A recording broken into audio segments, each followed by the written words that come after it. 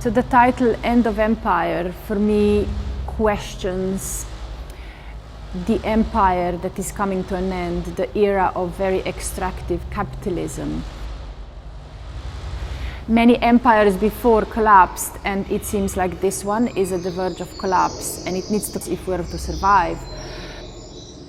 So what you see in the installation is these knitted photographs that represent columns.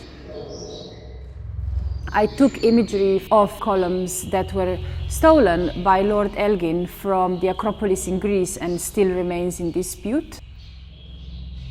This, for me, represents sort of structures of support, questioning whether that support still exists, because one normally finds pillars set in stone, strong structures, and here, when you touch them, you realize they're made of textiles.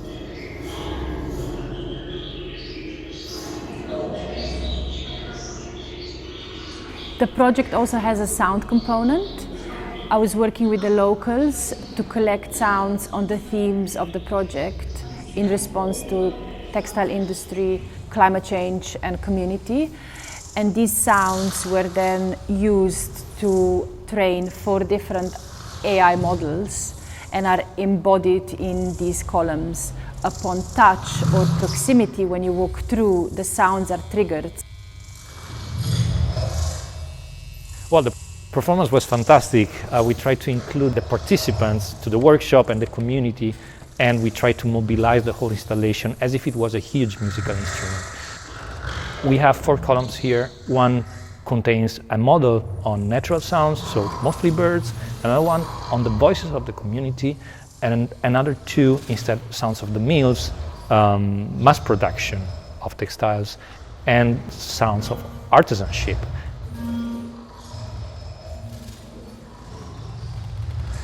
There's this kind of game in between the 2 columns that kind of exclude each other in the playing. But then there's also speakers embedded in the sides of the rooms that produce the resonant frequencies of the doors and of the glass. So the whole room becomes a musical instrument, like in a quake chamber that kind of resonates with the music and involves the building itself into the composition. I took on board not only the heritage and the kind of history of the area where capitalism really started with the Industrial Revolution, but also I took on board the history of the building, which once housed computer and sewing classes. I wanted to go to the economy of seeing through converting photographs into this very bitmapped imagery that you have to almost pay attention longer to see. It's a hacked knitting machine that connects to a computer, and so one can knit an image that imports into the computer of the machine. And I knitted them in sections and joined them together. For me, it was really important that I personally knitted these big pieces, not commissioning somebody else to do it, to bring my body into it. Because through industrial processes, the body is usually obliterated. It's only the machine that presents and produces these things perfectly. The main concept behind the audio installation is that whenever we embed knowledge into technology, that knowledge comes back to us changed. So we are partially in control of that, but we're not really completely in control. And this is something we don't often take into account when we interact with technology.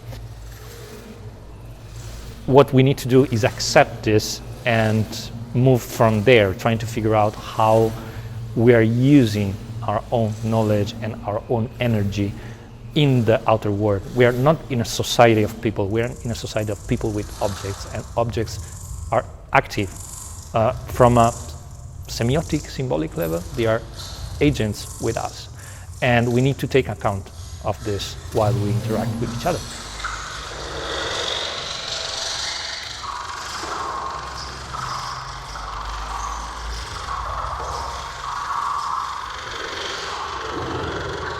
There are 4 pillars which in sustainability theory represent politics, environment, economy and society. What is the most important now in this moment in time if we were to make a better future? And I come back to the importance of strong community. So in the back of the installation you can also see words knitted. These were kind of emotional responses to the installation's themes.